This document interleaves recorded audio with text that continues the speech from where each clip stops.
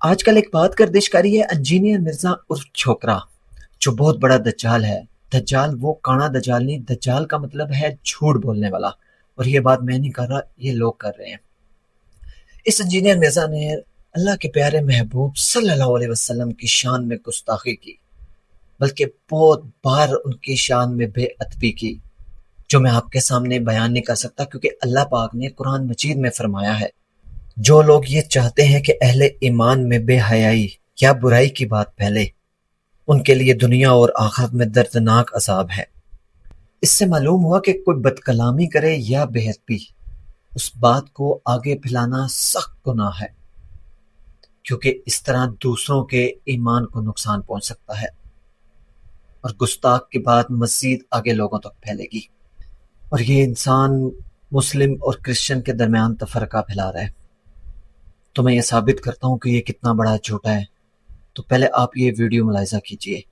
تمام دیکھنے والے ناظرین کو پاسٹر الیاس کا سلام۔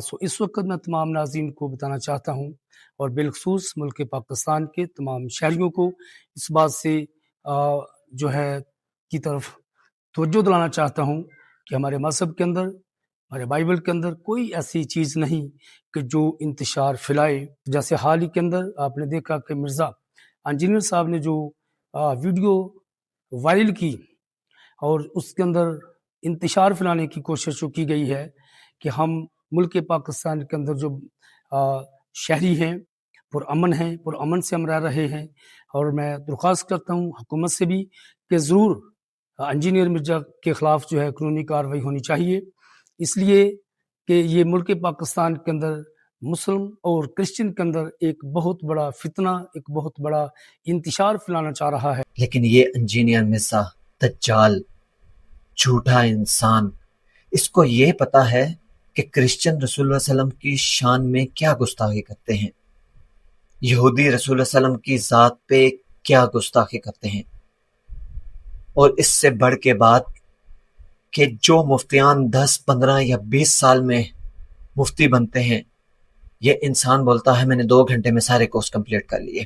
اتنا بڑا جھوٹا ہے یہ۔ اس کو یہ نہیں پتا کہ اللہ نے فرمایا ہے رسول اللہ صلی اللہ علیہ وسلم کی ذات پہ گستاخی کرنے والی بات کو مزید آگے مت پھیلاؤ۔ اس کو باقی سب کچھ پتا ہے، لیکن اس کو یہ بات نہیں پتا۔ اس سے آپ اندازہ لگائیں کہ کتنا بڑا جھوٹا اور بے ادب انسان ہے، اور اوپر سے اس کے لونڈے لپاڑے جو اس کو سنتے ہیں، اس کی بات کو سن کے اس پہ عمل کرنا شروع کر دیتے ہیں، لیکن اس پہ کوئی تصدیق نہیں کرتے۔ پہلی تو بات آپ کو یہ بتاتا ہوں، اگر رسول اللہ صلی اللہ علیہ وسلم کی ذات پہ آپ ذہن میں بھی سوچیں کوئی بے ادبی کی بات، تو شاباش، آپ اسلام سے خارج ہو چکے ہیں۔ اگر اس پہ بھی یقین نہیں آتا تو تھوڑا اسلام کو پڑھیں۔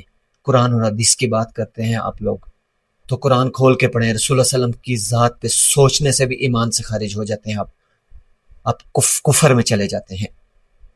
اب ان کو کون سمجھائے؟ واصف علی واصف فرماتے ہیں حضور اکرم صلی اللہ علیہ وسلم کے لیے ادب میں ذرا برابر بھی کوئی کمی لاتا ہے، اس کے ساتھ کھانا تو کیا، اسے دیکھنا بھی منع ہے۔ اور آخر میں اولیاء اللہ جیسا تے کوئی ہے ہی نہیں، انجینئر مرزا چھوکرا تے کوئی شے ہی نہیں۔